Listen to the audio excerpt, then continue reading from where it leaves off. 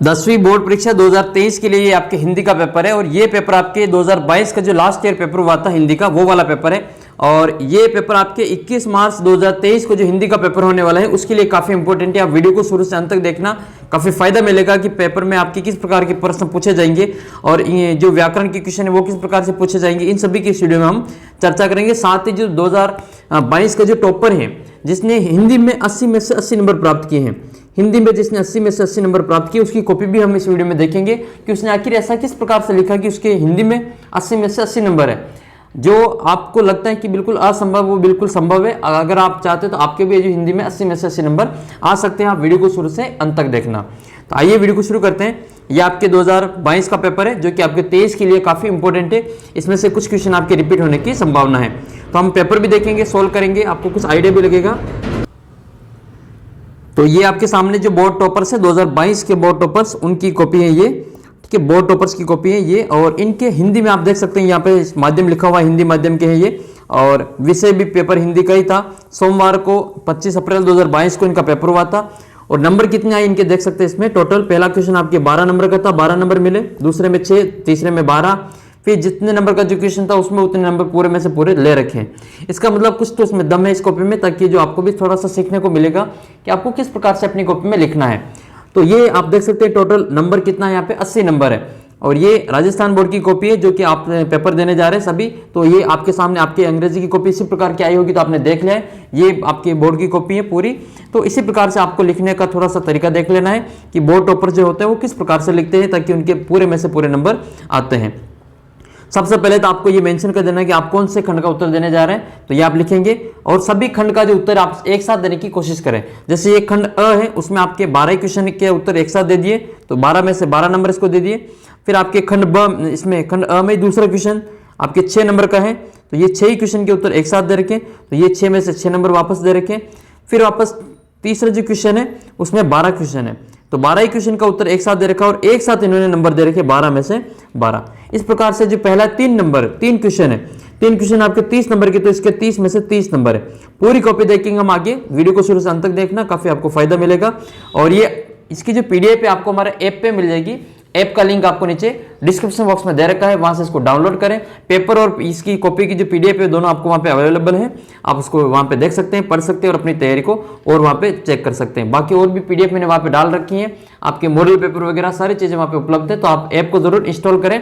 Shri Ram classes के नाम से आपको ऐप मिलेगा और ये आपको सर्च करना है, या तो प्ले स्टोर पर सर्च करें या फिर सीधे लिंक से आप उसको डाउनलोड कर सकते हैं। उसका लिंक आपको नीचे डिस्क्रिप्शन बॉक्स में दे रखा है।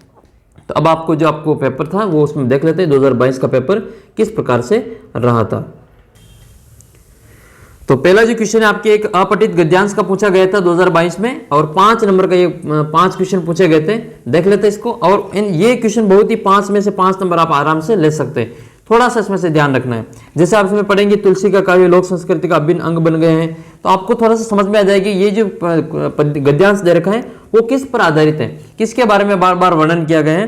तो विविधता में एकता, सूरदास की काव्य उपयोगिता, जीवन और धर्म, या तुलसीदास की काव्य उपयोगिता। तो ये जो है आपके तुलसीदास की काव्य, तुलसी का काव्य दे रखा है, तो ये तुलसी के काव्य की उपयोगिता के बारे में बताया गया। तो इसका आंसर ये हो जाएगा तुलसी का काव्य। एक तो आपको शीर्षक ढूंढना पड़ेगा, पहला क्वेश्चन तो ये होगा आपके। दूसरा क्वेश्चन है कि करोड़ों हिंदी भाषियों के लिए धर्म ग्रंथ, नीति ग्रंथ, काव्य ग्रंथ है, तो कौन सा ग्रंथ है। तो ये आपको इसमें से मिलान कर लेना है कि करोड़ों हिंदी भाषियों के लिए धर्म ग्रंथ, नीति ग्रंथ और काव्य ग्रंथ यदि कोई है तो वह कौन सा है, रामचरितमानस। तो ये इसका आंसर हो जाएगा रामचरितमानस। द वाला उत्तर इसमें सही हो जाएगा। तीसरा क्वेश्चन है रामचरितमानस की अपूर्व भूमिका क्या रही है। तो ये रामचरितमानस की अपूर्व भूमिका, तो आप इसमें देखेंगे कि रामचरितमानस की अपूर्व भूमिका रही। ये देखो रामचरितमानस की अपूर्व भूमिका रही, तो किस में रही, जातीय एकता का भाव उत्पन्न करने में रामचरितमानस की अपूर्व भूमिका रही। 5 नंबर का क्वेश्चन, 5 में से 5 आप आसानी से ले सकते हैं। तो ये मिलानी तो करना है, शब्दों को इसमें से ढूंढना है। तो इसमें आपका आंसर हो जाएगा जातीय एकता भाव को उत्पन्न करने में रही है। तो इसका आंसर हो जाएगा आपके फर्स्ट वाला ऑप्शन, जातीय एकता को उत्पन्न करना। फिर आपके चौथा क्वेश्चन है गांवों में तुलसी और सूर की रचनाओं का पाठ होता रहा, तो कब से होता रहा।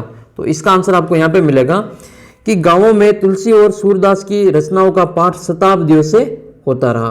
तो यहाँ पे इसका आंसर हो जाएगा शताब्दियों से। कितना आसान इसका आंसर हो जाएगा इसमें, शताब्दियों से इसका उत्तर सही है।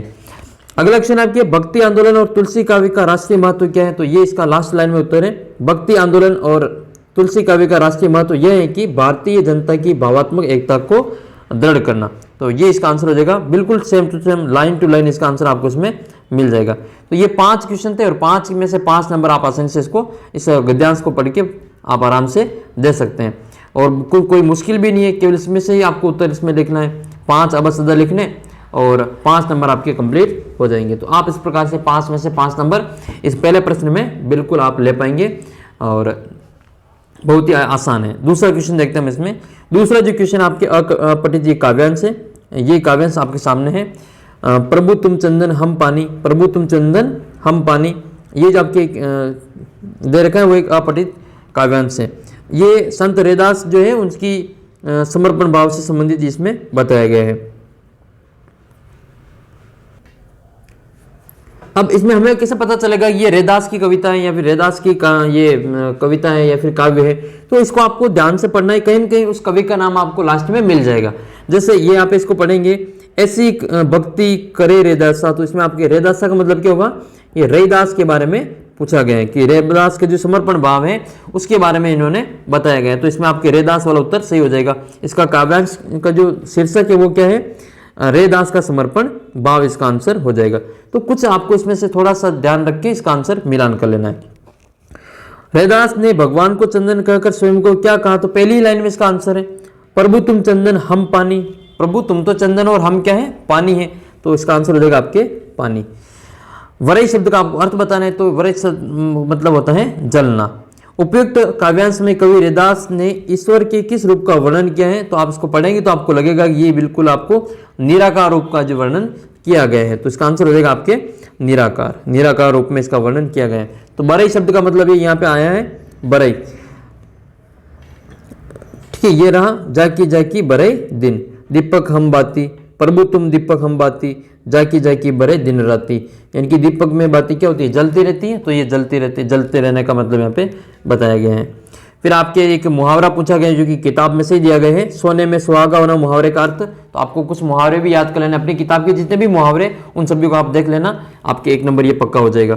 तो सोने पे सुहागा होना मुहावरे का अर्थ ये है किसी व्यक्ति विशेष वस्तु और दूसरी वस्तु से मेल में उसमें विशिष्ट गुण का समावेश होना सोने पे सुहागा कहलाता है।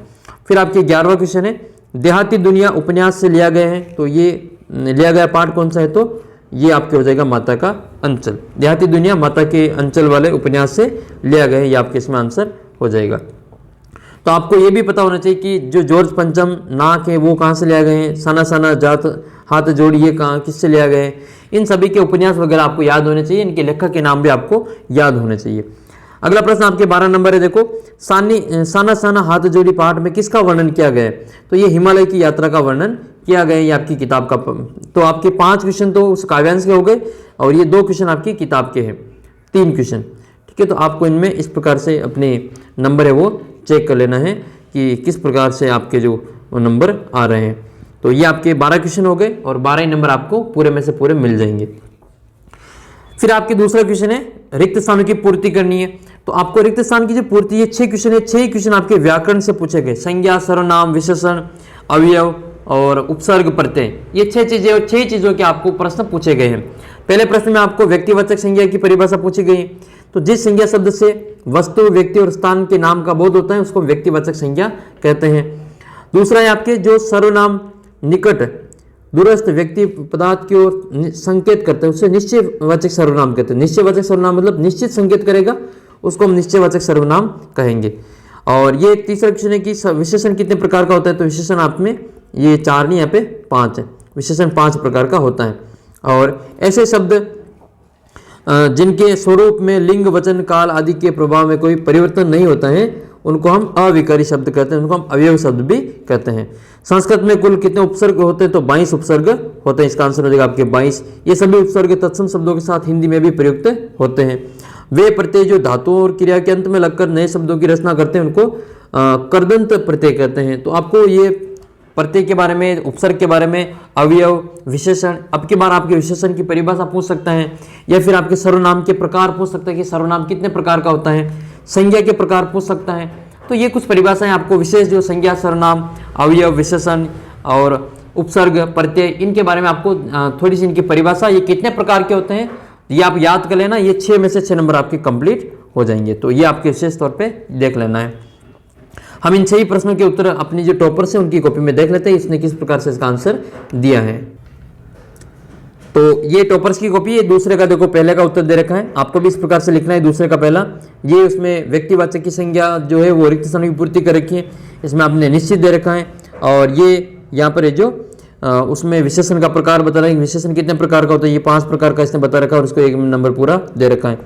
फिर आपके वो परिवर्तन विकारी वाला शब्द दे रखा है, अविकारी और अवयव वाला। 22 इसमें आपके उपसर्ग की संख्या पूछी गई है, कृत या फिर कृदित प्रत्यय के बारे में यहाँ पे पूछा गया था। अब हम आपको बताएंगे क्वेश्चन नंबर 3 के जो 12 क्वेश्चन है वो आपके 12 नंबर के होंगे, तो वो 12 क्वेश्चन के आंसर आपको इसमें मिलने वाला है। वीडियो को शुरू से अंत तक आप अगर देखेंगे तो आपको बोर्ड एग्जाम में काफी फायदा होगा, ये मेरी आपको गारंटी है। फिर आपकी क्वेश्चन नंबर 3 भी आपके लघुतरात्मक क्वेश्चन है और ये अति लघुतरात्मक क्वेश्चन है, एक नंबर का एक क्वेश्चन है। और इसमें आपको पूछा गया है कि परिभाषाएं देनी है, ये भी आपके व्याकरण पर ही आधारित है। संधि, सर्वनाम, संज्ञा और आपके मुहावरे, लोकोक्तियां, इनसे संबंधित क्वेश्चन इसमें पूछा गया है। जैसे पहला क्वेश्चन आपके सामने है, संधि की परिभाषा लिखते हुए स्वर संधि के आपको प्रकार बताने। संधि की परिभाषा लिखते हुए आपको स्वर संधि के प्रकार आपको लिखने हैं। तो देखो संधि की परिभाषा लिखी हुई यहाँ पे, संधि किसे कहते हैं, तो संधि 2 या 2 से अधिक वर्णों के मेल को जो उत्पन्न विकार होता है उसको हम, परिवर्तन जो होता है उसको हम संधि कहते हैं। अब की बार हो सकता है आपके समास की परिभाषा आ जाए, तो समास की परिभाषा यही है सेम, यहाँ पर वर्णों की जगह शब्द आ जाते हैं। समास में क्या होता है, शब्द होते हैं, तो यहाँ पर इसी परिभाषा को आप समास के रूप में भी काम में ले सकते हैं। 2 या 2 से अधिक शब्दों के मेल को समास कहते हैं और यहाँ पर हो जाएगा आपके वर्णों के मेल को संधि कहते हैं। तो स्वर संधि के आपको भेद बताने, तो स्वर संधि के 5 भेद है। दीर्घ स्वर संधि, गुण स्वर संधि, वृद्धि यण स्वर संधि, यण स्वर संधि और अयादि स्वर संधि। ये आपके जो स्वर संधि है उसके 5 भेद हैं, वो आपको इसमें लिख लेने हैं। अगला प्रश्न आपके ये है, कर्मधारय और बहुव्रीहि समास में आपको अंतर बताना है। कर्मधारय और बहुव्रीहि समास में आपको अंतर बताना है। हो सकता है अब की बार आपके कुछ संधियों के अंतर पूछ ले या फिर कुछ इनके परिभाषाएं पूछ ले, ये समास कितने प्रकार के होते हैं, इस प्रकार से आपके प्रश्न बन सकता है। तो यहाँ पे आंसर दे रखा है, देखो इसमें कि कर्मधारय समास वे समास सामासिक पद हैं जिसमें विशेषण और विशेष्य, उपमा और उपमेय के भाव को प्रकट करते हैं, उसको हम कर्मधारय समास कहते हैं। जैसे नीलकंठ, ठीक है, ये वाला नीलकमल, तो ये कर्मधारय समास के अंतर्गत आता है। जबकि वे सामासिक पद जिनके जो प्रथम और द्वितीय पद प्रधान नहीं होता है, कोई तीसरा पद है जिसमें प्रधान होता है, उसको बहुव्रीहि समास कहते हैं। उदाहरण के लिए जैसे त्रिनेत्र हैं, 3 है नेत्र जिसके, अर्थात कौन है, शिव जी हैं। और महापुरुष, महान है जो पुरुष, तो इस प्रकार से आपको इसके उदाहरण देते हुए इसका आंसर लिख लेना है। फिर आपके पूछा गया है कि आकाश टूटना मुहावरे का अर्थ बताना है। तो आकाश टूटना मुहावरे का अर्थ क्या होता है, बड़ी विपत्ति का आना आकाश टूटना मुहावरे का अर्थ होता है। तो ये हो गया आपके आकाश टूटना मुहावरे का अर्थ क्या होता है, बड़ी मुसीबत में पड़ना या फिर समस्या का होना। फिर आपके अगला प्रश्न है कि अंधा बांटे रेवड़ी फिर अपने अपने को दे, लोकोक्ति का आपको अर्थ बताना है कि अधिकार मिलने पर जो व्यक्ति होता है वो अपने ही लोगों को फायदा पहुंचाने का कार्य करते हैं, ये होता है इसका अर्थ। नेताजी का चश्मा पाठ किसके योगदान को दर्शाता है, तो नेताजी का चश्मा नाम से ही पता चल रहा है। तो जो नेताजी का चश्मा है वो जो पाठ है वो आपके देशभक्ति के योगदान को दर्शाता है, उसमें नेताजी सुभाष चंद्र बोस की जो देशभक्ति है उसके योगदान को दर्शाता है। नेक्स्ट क्वेश्चन आपकी ये कि मनु भंडारी के पिता की सबसे बड़ी दुर्बलता क्या थी। तो मनु भंडारी जो है उनके पिता की सबसे बड़ी दुर्बलता थी यश लिप्सा, यानी कि सम्मान से संबंधित उनकी बड़ी दुर्बलता थी। अगला प्रश्न आपके नौबत खाने की इबादत पाठ किसके बारे में है, तो ये शहनाई वादक है बिस्मिल्लाह खां, उनके बारे में ये पाठ बताया गया है। शहनाई वादक जो बिस्मिल्लाह खां है उनके बारे में है। उदव तुम हो अति बड़भागी, गोपियों ने ऐसा क्यों कहा, तो इसका आंसर हम बता देते हैं आपको। तो ये आपके गोपियों ने एक ऐसा व्यंग बाण चलाते हुए इसलिए कहा कि अभी तक जो प्रेम के धागे से अछूते और किसी के प्रति उनका आकर्षित नहीं हुआ था, इसलिए गोपियों ने व्यंग्यात्मक रूप से उदव को भाग्यशाली बताया है। अगला प्रश्न आपके हैं, ये जो परशुराम जी का गुस्सा है वो कैसे शांत हुआ, परशुराम जी का गुस्सा कैसे शांत हुआ, तो आइए देख लेते इसका उत्तर क्या है। परशुराम जी का जो गुस्सा है वो राम के विनम्रता व शीतल वचनों को सुनने पर उनका जो गुस्सा है वो शांत हो गया था। तो ये परशुराम संवाद वाले पार्ट से आपके पूछा गया है। नेक्स्ट क्वेश्चन की ओर बढ़ते हैं। आत्मकथ्य कविता में किसकी अभिव्यक्ति है? आत्मकथ्य कविता में किसकी अभिव्यक्ति है? तो इसका आंसर हो जाएगा आपके आत्मकथ्य कविता में देशभक्तियों पर जो मजाक व अपनी कथा सुनने वालों पर मजाक बनाया हुआ है। अगला क्वेश्चन है आपके इसमें माता का अंचल पाठ किसका चित्रण किया गया है? तो इसमें बाल मनोवृत्तियों का चित्रण किया गया है। माता के अंचल पाठ में किसका चित्रण किया गया है? तो जो माता का अंचल पाठ है इसमें बाल मनोवृत्तियों का चित्रण भोलेनाथ के द्वारा की गई है, या आप इसमें लिख सकते हैं। नेक्स्ट क्वेश्चन आपके नेक्स्ट क्वेश्चन आपके इस प्रकार पूछा गया है कि वुमथांग का अर्थ लिखिए और यह कहां पर स्थित है। वुमथांग का अर्थ बताना है और यह कहां पर स्थित है आपको बताना है। तो वुमथांग का मतलब होता है घाटियां, और ये जो है कहां पे स्थित है? ये आपके सिक्किम में स्थित है। तो इस प्रकार से आपको जो ये क्वेश्चन नंबर 3 की जो 12 क्वेश्चन है, इन 12 क्वेश्चन के उत्तर आपको एक साथ लिखने हैं, ताकि जो नंबर देने वाले होते हैं, कॉपी चेक करने वाले होते हैं, उन पर इसका अच्छा प्रभाव पड़ता है और वो आपके पूरे में से पूरे नंबर देते हैं। जैसा इस टॉपर्स की कॉपी में देखो 12 में से 12 नंबर दिए हैं। राइटिंग ठीक है, आपकी इस प्रकार से लिखने की कोशिश करें, थोड़ा सा जो शब्द लिखे हुए वो कम से कम कॉपी चेक करने वाला पढ़ ले, इतने आप इसमें लिख सकते हैं। अब हम देखते हैं इसका खंड ब देखेंगे इसमें आपके, जिसमें आपके कुछ किताब के क्वेश्चन पूछे गए हैं। तो ये रहा आपके खंड ब में चौथा क्वेश्चन। हालदार साहब ने पान वाले से क्या पूछा और पान वाले ने उनको क्या उत्तर दिया था? ये 4 से लगा के 16 तक के उत्तर है। प्रश्न है वो आपके 2-2 नंबर के, यानी कि टोटल आपके 2-2 नंबर के कितने क्वेश्चन हो जाएंगे? ये हो जाएंगे आपके 13 क्वेश्चन। 13 दूनी 26 नंबर के क्वेश्चन आपके ये पूछे गए हैं। तो 2-2 नंबर के आपके ये क्वेश्चन है। तो आइए इसका उत्तर देख लेते हैं। हालदार साहब ने पान वाले से पूछा कि आपके नेताजी सुभाष चंद्र बोस की मूर्ति पर चश्मा कैसे बदल जाता है? तब पान वाले ने कहा कि यह कैप्टन करता है, क्योंकि कैप्टन एक देशभक्त व्यक्ति था। वो उसके नेताजी की मूर्ति बिना चश्मे के अच्छी नहीं लगती थी, तथा उन्हें लगता था कि नेताजी को बिना चश्मे असुविधा होती है। इस कारण वह अपने गिने चुने फ्रेमों में से एक लगा लेता था। वह देशभक्त व्यक्ति था तथा नेताजी का सम्मान करता था। इस प्रकार से अपने उत्तर को अच्छी प्रकार से विश्लेषण और विस्तार से लिख सकते हैं। अगला क्वेश्चन आपके 5वां नंबर का क्वेश्चन है। बाल गोविंद भगत रेखाचित्र के माध्यम से किसके जीवन का उद्घाटन किया है? तो इसका आंसर हम देख लेते हैं इसमें जल्दी से। तो ये क्वेश्चन नंबर 5 का आंसर है। बाल गोविंद भगत रेखाचित्र के माध्यम से साधु और एक ग्रस्त व्यक्ति के गुणों और चरित्र का उद्घाटन किया गया है, क्योंकि बाल गोविंद भगत रोसे सिद्धांत पर चलते हैं और उससे यह पता चलता है कि बाल गोविंद भगत साधु है तथा वे खेती बाड़ी भी करते हैं। इससे यह लगता है कि वह ग्रस्त व्यक्ति थे।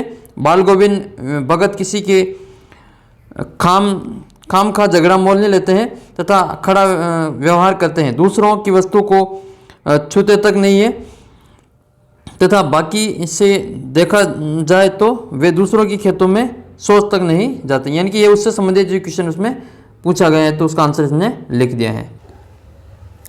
अगला प्रश्न आपके ये है, नवाब साहब ने खीरे की फांकों को बिना खाए ही क्यों फेंक दिया? तो इसका उत्तर है कि नवाब साहब ने खीरे के फांकों को बिना खाए इसलिए फेंक दिया क्योंकि वे नवाबी थे, अमीर व्यक्ति तथा वह तुच्छ सी वस्तु नवाब साहब लेखक के सामने कैसे खाए, इसलिए नवाब साहब ने खीरे की फांकों को बिना खाए ही फेंक दिया था। अगला क्वेश्चन है आपके, काशी में मरण भी मंगल क्यों माना गया है? नौबत खाने में इबादत के जो पाठ है उसके आधार पर आपको बताना है कि काशी में मरण भी मंगल है। नौबत खाने की इबादत के आधार पर आपको इसको बताना है। इसका जो सही आंसर है वो इस प्रकार रहेगा कि काशी में मरण भी मंगल माना गया है। इसलिए माना गया है क्योंकि वहां पर गंगा मैया तथा गंगा मैया में ही अस्थियों को प्रवाहित की जाती है। काशी में विश्वनाथ जी का मंदिर है, तो वह जो बालाजी का तथा बिस्मिल्लाह खां भी है, इसलिए काशी में मरण भी मंगल माना गया है। काशी संस्कृति की पाठशाला भी है। यहाँ जो मिलजुली संस्कृति है, यहाँ जो एकता में अनेकता है। अगला क्वेश्चन आपके ये है कि गोपियों ने राजधर्म किसे कहा और क्यों कहा? गोपियों ने राजधर्म किसको कहा और क्यों कहा? तो गोपियों ने राजधर्म उसे कहा जो अपनी प्रजा को नहीं सताता हो तथा दूसरों के साथ अन्याय नहीं करता हो तथा सभी के साथ समान व्यवहार करता हो। राजा अपनी प्रजा के दुख पीड़ा को अपनी दुख पीड़ा समझता हो। तो यह सब है जो गोपियों के द्वारा राजधर्म बताया गया है। फिर आपके अगला क्वेश्चन ये है कि क्रिया को परिभाषित करते हुए आपको क्रिया कर्म के आधार पर क्रिया का उदाहरण सही समझाना है। तो ये है आपकी क्रिया की परिभाषा कि किसी काम का करना या होना पाया जाना, तो उसे क्रिया कहते हैं। जैसे राजा ने फूल तोड़ा, तो यहाँ तोड़ना क्रिया है। कर्म के आधार पर क्रिया के भेद है, अकर्मक क्रिया और सकर्मक क्रिया। ये आपके दो प्रकार की क्रिया होती है। अकर्मक क्रिया जिसमें क्रिया का प्रभाव कर्ता पर पड़े उसे अकर्मक क्रिया कहते हैं। जैसे पक्षी आसमान में उड़ रहे हैं। और अकर्मक क्रिया के भी दो भेद होते हैं, पूर्ण अकर्मक और अपूर्ण अकर्मक। फिर सकर्मक क्रिया, जिस क्रिया का प्रभाव कर्म पर पड़े उसको सकर्मक क्रिया कहते हैं। जैसे राम ने श्याम को पत्र लिखा, यहाँ पर जो सकर्मक क्रिया है। और सकर्मक क्रिया के भी फिर तीन भेद होते हैं। एक आपके होता है एक कर्मक, द्विकर्मक और अपूर्ण सकर्मक क्रिया। ये तीन प्रकार की आपके सकर्मक क्रिया होती हैं। अगला जो क्वेश्चन आपके है कि मां ने कहा कि लड़की होना पर लड़की जैसी दिखाई मत देना, कवि ने ऐसा क्यों कहा, आशय स्पष्ट कीजिए।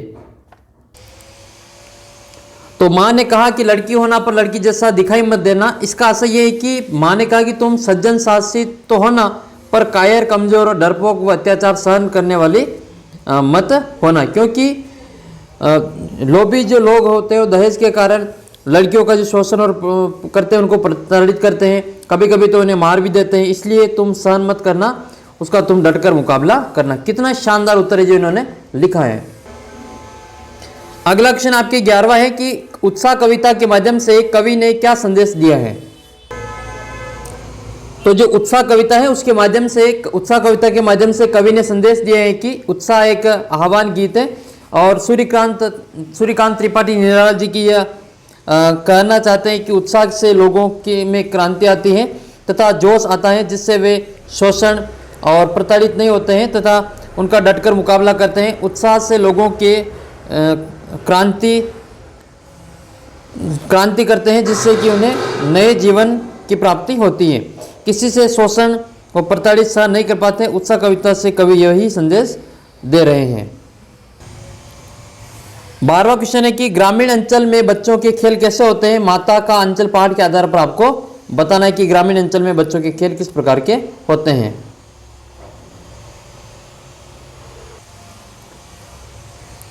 तो ग्रामीण अंचल में बच्चों के खेल निम्न प्रकार होते हैं। जैसे मिठाई की दुकान लगाना, घरौंदे बनाना, बारात का जुलूस निकालना, खेती करना। क्योंकि बच्चे जैसे ग्रामीण लोगों को देखते हैं वे वैसे ही खेल खेलते हैं। ग्रामीण बच्चों के खेल ग्रामीण लोग जैसा जीवन व्यतीत करते हैं वैसे ही खेल खेलते हैं। वे मिठाई की दुकान लगाना, घरौंदे बनाना, बारात का जुलूस निकालना, खेती करना आदि खेल खेलते हैं। अगला क्वेश्चन ये है 13वां क्वेश्चन है, जार्ज पंचम की नाक का पाठ की सत्ता से जुड़े लोगों की किस मानसिकता को दर्शाता है। तो जार्ज पंचम की नाक जो है पाठ सत्ता में जुड़े लोगों की औपनिवेशिक काल में की तथा गुलामी की मानसिकता को दर्शाता है। क्योंकि वे जार्ज पंचम की नाक के कारण अपनी देश की समान सम्मान और इज्जत को दांव पर लगा दिया था। इस पाठ सत्ता से जुड़े लोगों की गुलामी की मानसिकता वाले लोग तथा उसके औपनिवेशिक काल के लोग अपनी इज्जत को भी दांव पर लगा दिया था। और जॉर्ज पंचम की नाक के कारण जिसमें आपको देखने को मिलता है। नेक्स्ट क्वेश्चन आपकी, तीस्ता नदी कहां बहती है, इसकी आपको विशेषता बतानी। तीस्ता नदी के बारे में आपको बताना है। तो तीस्ता नदी सिक्किम राज्य में बहती है। क्योंकि वे हमारी अनेक आवश्यकताओं को पूरा करती है। वह लोगों के जीवन के लिए पीने के लिए पानी देती है, भोजन के लिए पानी देती है। तथा तीस्ता नदी एक पवित्र नदी है जिससे हमारे देश की धार्मिक नदी होती है। और लोगों में अनेक आवश्यकताओं जैसे विद्युत प्राप्त करना, उद्योग धंधे में पानी की आवश्यकताओं को पूरा करती है। तीस्ता नदी स्वच्छ और निर्मल है तथा यह सौंदर्य की बहुत ही सुंदर है। इस प्रकार से इसने वर्णन कर दिया और पूरे में से पूरे नंबर ले लिए। फिर आपके दो क्वेश्चन आपके जीवन परिचय के आएंगे। तो जीवन परिचय और व्यक्तित्व से संबंधित आपके प्रश्न आएंगे इसमें। तो एक तो आपका कवि का आएगा और एक आपके लेखक का आएगा। तो दोनों आप तैयार कर लेना, 2-3 लेखकों का कवियों का, उसमें से आपको मिल जाएगा।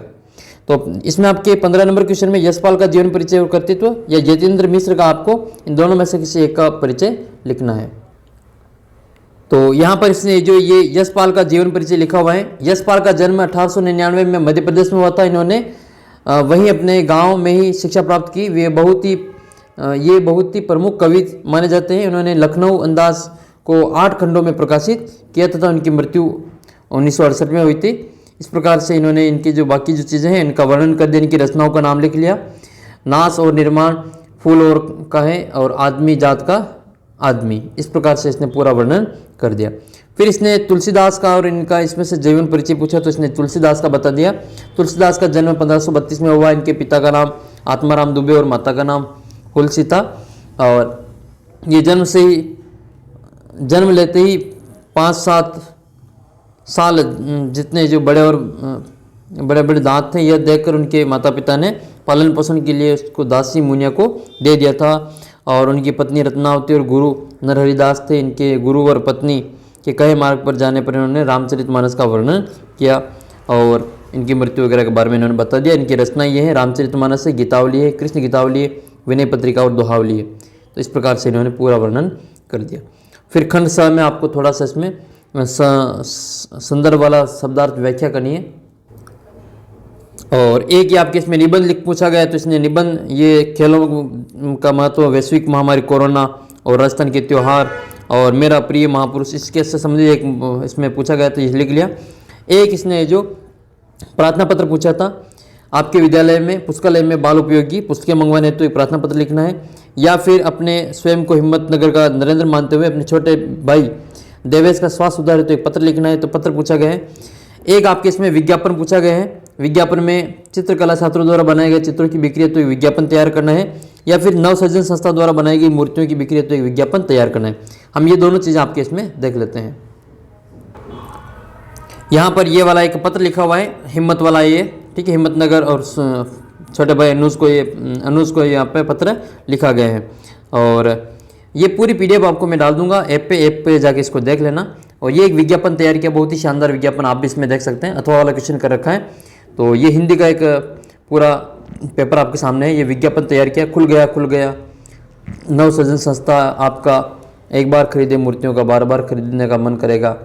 यहाँ सभी प्रकार की मूर्तियाँ मिलती हैं, आपको जो पसंद है वो खरीदें, मूर्तियाँ खरीदने पर 10% की छूट है, एक बार खरीदोगे तो बार बार खरीदने का मन करेगा, अच्छी गुणवत्ता वाला तथा एकदम सस्ता है, स्थान राजस्थान, मोबाइल नंबर, इस प्रकार से इसने जो पूरा विज्ञापन अच्छा जो तैयार किया और पूरे में से पूरे नंबर ले लिए। इस प्रकार से देख सकते हैं ये पूरी कॉपी आपके टोटल 80 नंबर का पेपर था और 80 में से 80 नंबर ले लिए। कोरोना महामारी पर इसने जो ये निबंध लिखा है, तो आप भी जो कोरोना महामारी पर एक निबंध इस प्रकार से लिख सकते हैं, 4 में से 4 नंबर लिखा, पूरी कोरोना महामारी के बारे में इसने बता दिया और उसमें 4 में से 4 नंबर ले लिए। तो इस प्रकार से आपको लास्ट में समाप्त करके पूरा आपको पेपर कर लेना है। आशा करते हैं कि आपके जो आने वाले पेपर है वो काफ़ी अच्छे होंगे। और हिंदी के लिए मैं आपको और भी मॉडल पेपर वगैरह वहाँ पे अपलोड करूँगा, तो आप चैनल को सब्सक्राइब कर लेना। इंपॉर्टेंट क्वेश्चन का वीडियो आने वाला है तो उसके लिए आप चैनल को सब्सक्राइब करें। PDF के लिए हमारा ऐप डाउनलोड करें, ऐप का लिंक आपको नीचे डिस्क्रिप्शन बॉक्स में दे रखा है, या फिर आप प्ले स्टोर पर सर्च करेंगे तो प्ले स्टोर पर आपको इस नाम से ऐप मिलेगा, SHRI श्री राम, और फिर आपको इस कलर में आपको ये लोगो मिलेगा CLASSES, इस नाम से आपको सर्च करना है, ये आपको मिल जाएगा श्री राम क्लासेस। तो ये ऐप आप ज़रूर डाउनलोड कर लेना, ठीक है। ऐप का लिंक मैं आपके नीचे डिस्क्रिप्शन बॉक्स में दे रखा है। तो मिलते हैं आपको अगले वीडियो में, तब तक जय हिंद जय भारत।